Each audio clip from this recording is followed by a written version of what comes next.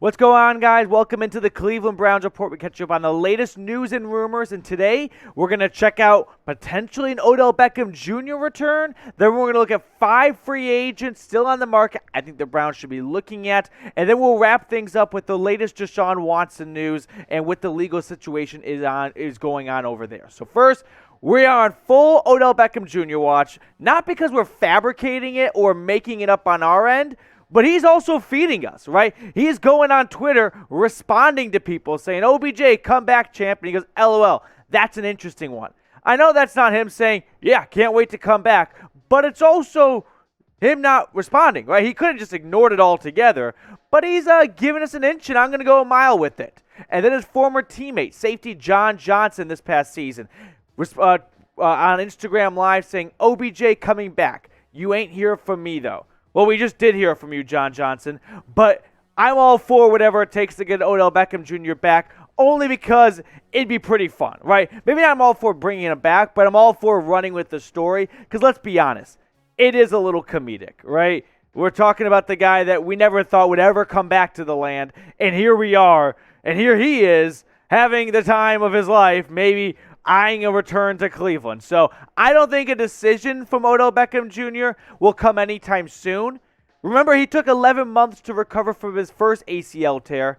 If it's 9, 10, or 11 this time, then that's like a November, December, January, potential return after tearing it in February. So let's get you guys involved on this discussion. Do you want OBJ to return? Type OBJ for yes or no BJ for no. Let me know what you think if you want to see number 13, number 3, or maybe number 6. I saw this on Twitter, and I wanted everyone to see it. I forgot who I saw it from, so I'm sorry I can't give credit. But imagine if he came back and to troll the QB that ultimately led to him leaving, right? Let's call it how it is at this point. That's why he ultimately did not stick around in Cleveland. What if he stole Baker Mayfield's old number? What if he came back and wore 6?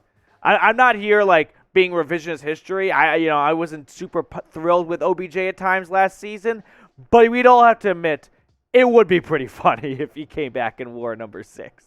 All right, today's show.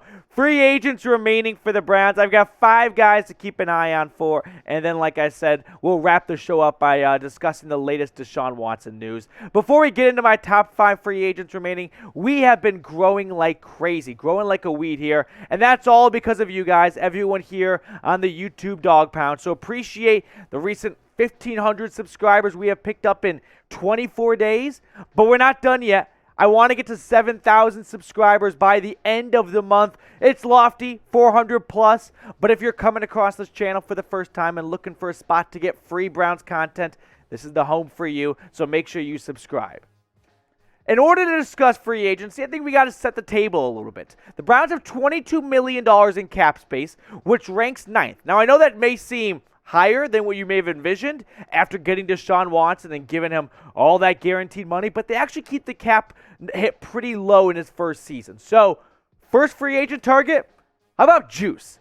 I mean, this is not a groundbreaking idea right here. He's been tossed around a handful of times as a potential return to Cleveland after getting cut a couple weeks ago to save $15 million in cap space. But if Jarvis Landry were to return, imagine this mock depth chart. Amari Cooper 1, you got Landry in the slot, DPJ at 3, and then whoever you draft in day 2, day 3, somewhere in that range, would be a nice complimentary wide receiver with Schwartz, still your 3rd-round pick from last year, at wide receiver 5. So grade this wide receiver mock room for me. A, B, C, D, or F.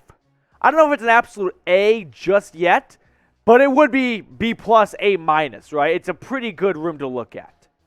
Next free agent to keep an eye on. Again, looking at bringing some familiar faces back. Jadeveon Clowney, who I think, honestly, saved his career in Cleveland in 2021.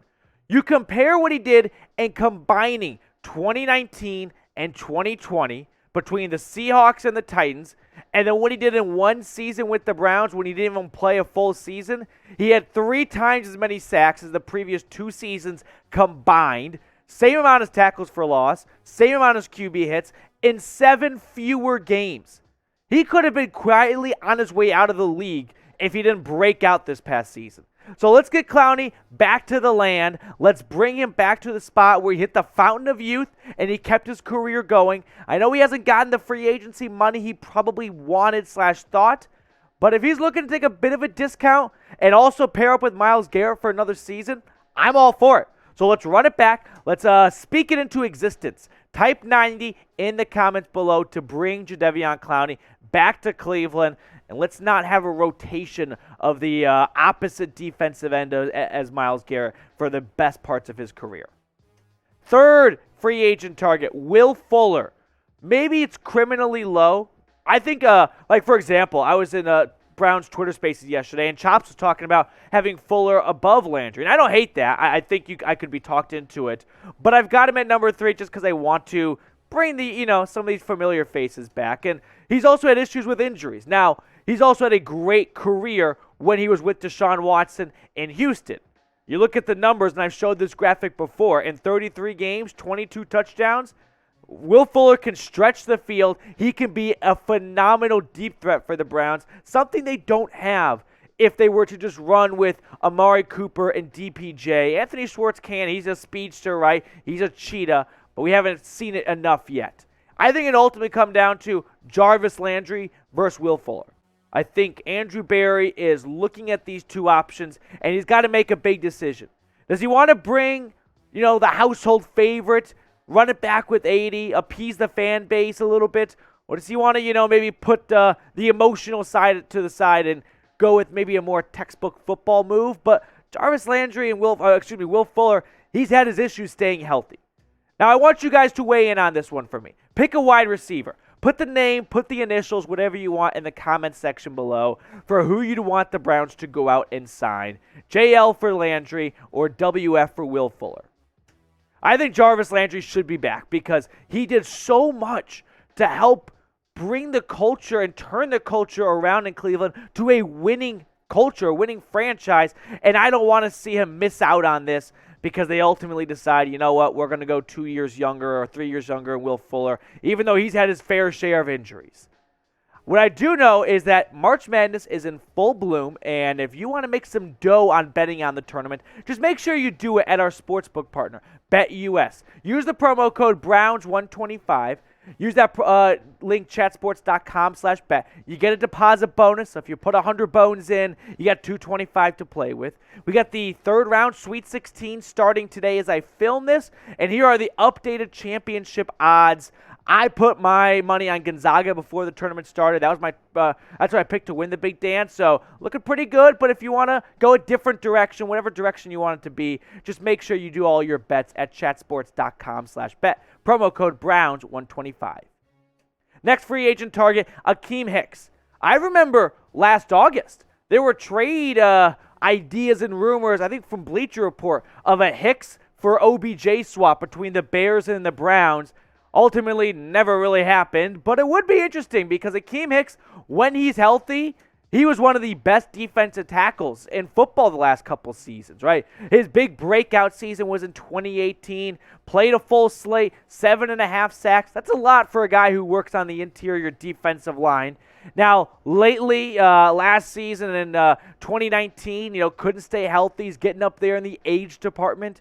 But if Akiem Hicks wants to sign with the Browns for cheap, yeah, sure, I'll do it. The Browns, keep in mind, they went with Malik McDowell, Malik Jackson last season. Two guys they picked up off the street. And I don't see them I could see them doing the same thing again, all right? I know I've seen some people say, hey, can we draft a defensive tackle early? You could also just go cheap and go in free agency, find some veterans. And it's not like the Browns' run defense was atrocious last season. They just got to fill these spots here. And I don't trust Jordan Elliott and Tommy Togiai to do that. Fifth and final free agent target, Jerry Hughes. Saw that the Browns were looking at Hughes, so tossed him on the video. He's a veteran, he's a workhorse, and he's had a great long career, first with Indianapolis, then with Buffalo, and he's coming at the end of his career, right? He's played in the NFL for a decade plus at this point. Just 2 sacks last season, but what I'm looking at here for Jerry Hughes, he's been healthy for 10 straight years. He missed 1 game last season because it was week 17 and the Bills had clinched their spot, so they just sat him. Aside from that, he has essentially not missed a game for 10 consecutive seasons. I love healthy veterans. I don't like the idea of acquiring older players and then not even seeing them play much. I think what's going to be on my tombstone at the end of my career here at Chat Sports and the Browns Report will be the best ability is availability. So if you're going to go out and sign some veteran pieces, make sure they can play. And Jerry Hughes, if we look at history, he can do that. I've tossed 5 names your way. I want you guys to let me know who you want the Browns to sign. Maybe it's one of those 5. Maybe it's someone else. Let me know in the comment section below who you'd like to see the Cleveland Browns go out and get in free agency as we kind of enter the second wave, and the third wave will come in a week or two.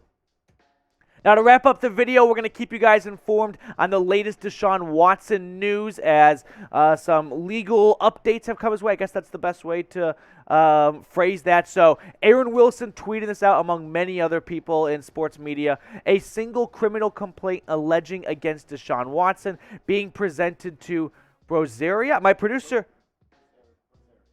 from Texas, Brazoria, I think I got it, County Grand Jury. Decision on any potential charge or no charge likely by Friday, tomorrow, based on when you watch this, or today, per courthouse official. 9 criminal complaints in Harris County returned no charges, from grand jury. And then we got a second tweet coming from Kimberly A. Martin. I'm told Browns were aware of this second grand jury.